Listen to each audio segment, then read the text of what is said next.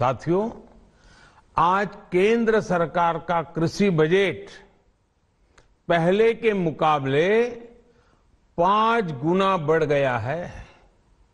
हर वर्ष 1.25 लाख करोड़ रुपए से अधिक कृषि पर खर्च किए जा रहे हैं।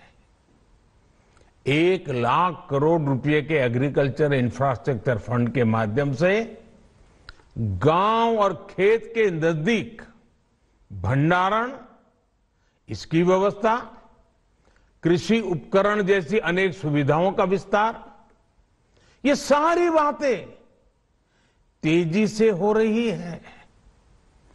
छोटे किसानों की ताकत बढ़ाने के लिए 10,000 एफपीओ किसान उत्पादक संगठन बनाने का अभियान भी जारी है। इस पर भी करीब 7,000 करोड़ रुपए खर्च किए जा रहे हैं।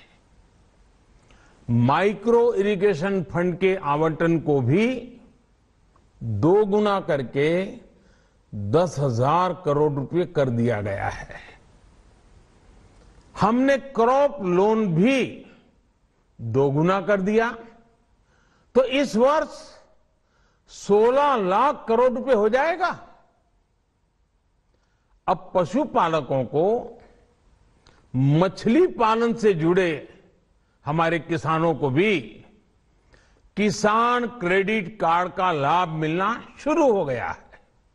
यानी हमारी सरकार किसानों के हित में हर संभव कदम उठा रही है। लगातार एक के बाद एक नए कदम उठाती जा रही है। किसानों की आर्थिक स्थिति सुधरे, उनकी सामाजिक स्थिति मजबूत हो, इसके लिए पूरी ईमानदारी से काम कर रही है। साथियों, किसानों की स्थिति को सुधारने की इसी महाअभियान में देश में 3 कृषि कानून लाए गए थे। मकसद ये था कि देश के किसानों को, खासकर छोटे किसानों को और ताकत मिले, उन्हें अपनी उपज की सही कीमत और उपज बेचने के लिए ज्यादा से ज्यादा विकल्प मिले। बरसों से ये मांग देश के किसान, देश के कृषि विशेषज्ञ, देश के कृषि अर्थशास्त्री, देश के किसान संगठन लगातार कर रहे थे।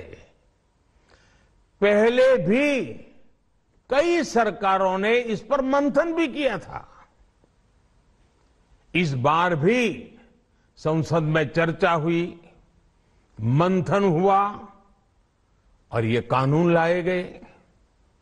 देश के कोने कोने में कोटि कोटि किसानों ने, अनेक किसान संगठनों ने इसका स्वागत किया, समर्थन किया।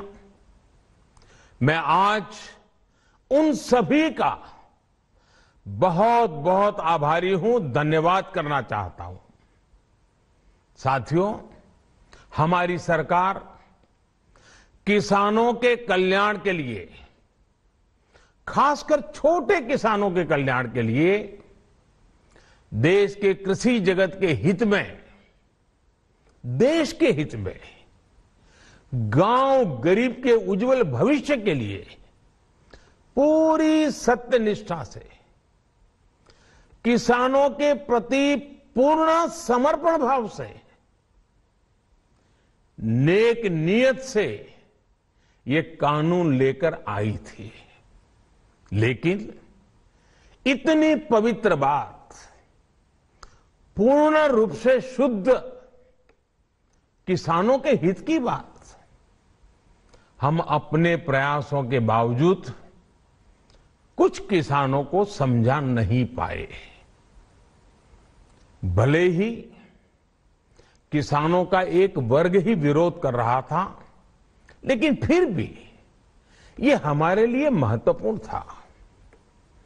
कृषि अर्थशास्त्रियों ने, वैज्ञानिकों ने, प्रगतिशील किसानों ने भी उन्हें कृषि कानूनों के महत्व को समझाने का भरपूर प्रयास भी किया।